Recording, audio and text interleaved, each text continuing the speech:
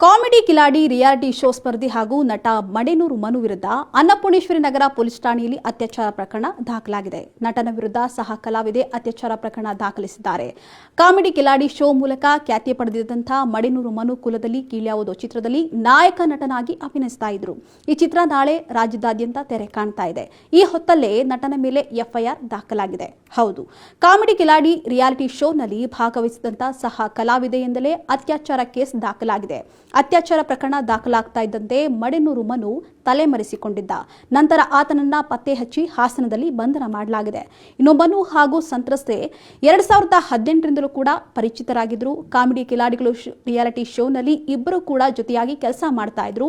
ಪರಿಚಯ ಸ್ನೇಹವಾಗಿ ಬೆಳೆದಿತ್ತು. ಆ ಬಳಿಕ ಸಂತ್ರಸ್ತೆಗೆ ಮನು ನಾಗರಬಾವಿಯಲ್ಲಿ ಬಾಡಿಗೆ ಮನೆಯನ್ನ ಕೂಡ ಮಾಡಿಕೊಟ್ಟಿದ್ದಂತೆ. ಆಗಾಗ ಆ ಮನೆಗೆ ಕೂಡ ಹೋಗಿ ಬರ್ತಾ ಇದ್ದಂತೆ. ಇನ್ನು ಮನುಗೆ ಈಗಾಗಲೇ ಮದುವೆಯಾಗಿ ಒಂದು ಮಗು ಕೂಡ ಇದೆಯಂತೆ. ಇದೇ ವೇಳೆ ಮದುವೆ ಮಾಡಿಕೊಳ್ಳುವಂತೆ ನಾಟಕವಾಡಿ ಅತ್ಯಾಚಾರ ಮಾಡಿ ಗರ್ಭಪಾತ ಮಾಡಿಸಿ ಮದುವೆ ಮಾಡಿಕೊಳ್ಳದೆ ಮೋಸ ಮಾಡಿದ್ದಾನಂತೆ. ಇದನ್ನ ಪ್ರಶ್ನೆ ಮಾಡಿದ್ದಕ್ಕೆ ಬೆದರಿಕೆ ಹಾಕಿದ್ನಂತೆ. ಹೀಗಾಗಿ ಪ್ರಾಣಭಯದಿಂದ ಸಂತ್ರಸ್ತೆ ಸದ್ಯ ಪೊಲೀಸರಿಗೆ ದೂರು ನೀಡಿದ್ದಾಳೆ.